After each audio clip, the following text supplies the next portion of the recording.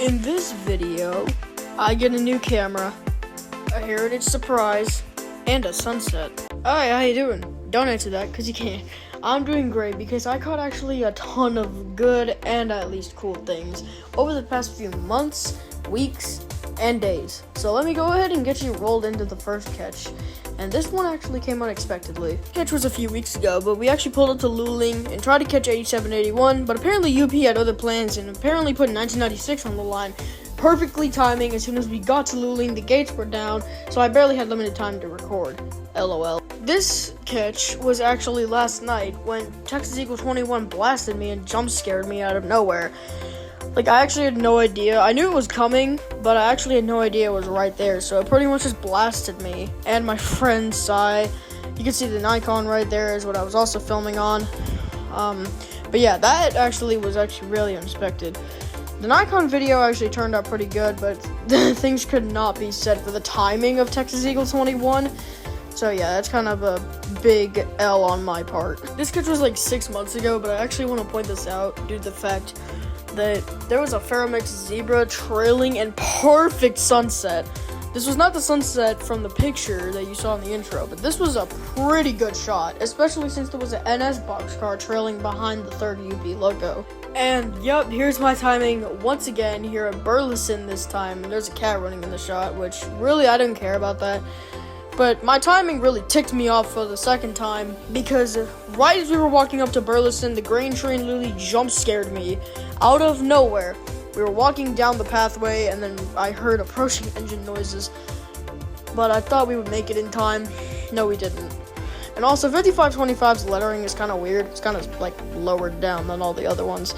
Anyway, yeah, that's just my timing being really messed up on this shot. Okay, now here's another video from last night of a northbound UP manifest cruising through Buda at track speed. Now, since I had the Nikon on the tripod, it died, so I had to basically make do with my shaky hands and all that. But if you look on the third loco, you can see that thing is like bent in rough shape. Yeah, that is like not good at all. But yeah, anyways, this manifest, there were actually two C&W boxcars. I had no idea, but now that I'm looking back at it, I noticed it now. And anyways, now I want to talk about the Nikon D3100 series that I actually have of this camera. So, a little backstory of this thing. This is actually my mom's old camera, and I say new because I actually have not put this thing to use in a while. The last time I used it was a few months ago, and now I actually put it to use. Although it only worked for one train shot due to the battery and me not charging it long enough. Now it is fully charged, and it's actually just sitting on my bed right now waiting to be used. Maybe I'll use it tomorrow, you never know. Now here's just some B-roll of it.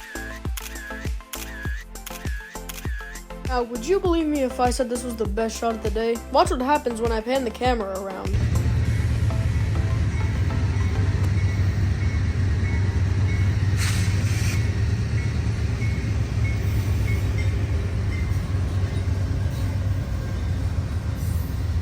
Now for this shot, Texas Eagle 21 pretty much jump scared me. I knew it was coming, so I just decided to pan the camera to see if I see it, and then I turned it right back, but apparently I didn't have to because it was already right there.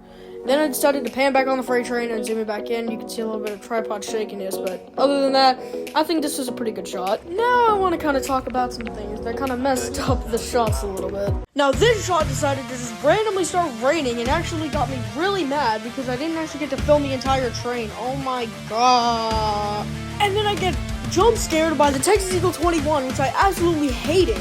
I get jump scared by Texas Eagle 21 again. At least this time I actually knew it was coming, unlike the other time. In this shot, I would have gotten a train over camera if my Action 5 Pro didn't die as soon as I set it under there. And then for this final shot, we have Tony Cantu 2024 saying the F word. So here's that. Tony, I don't mean to out you on this one. Now, thankfully, he did stop himself from saying the full word, but yeah, there's another person that just decided to, run the gates. And he did apologize, so I appreciate that, but he sometimes gets a bit too ahead of himself, and decides to cuss. I can't get mad at him for that. We all do that. Come on. If you agree with me, then drop a comment down below if you've ever said a swear word. But anyway, that is going to wrap it up for this voiceover video. Now, I will put the original videos in the description of this video if you guys do want to check them out. You don't have to, but I would really appreciate it if you did. I can't control you guys. But anyway, that's it for this video. Let's roll the outro. Peace!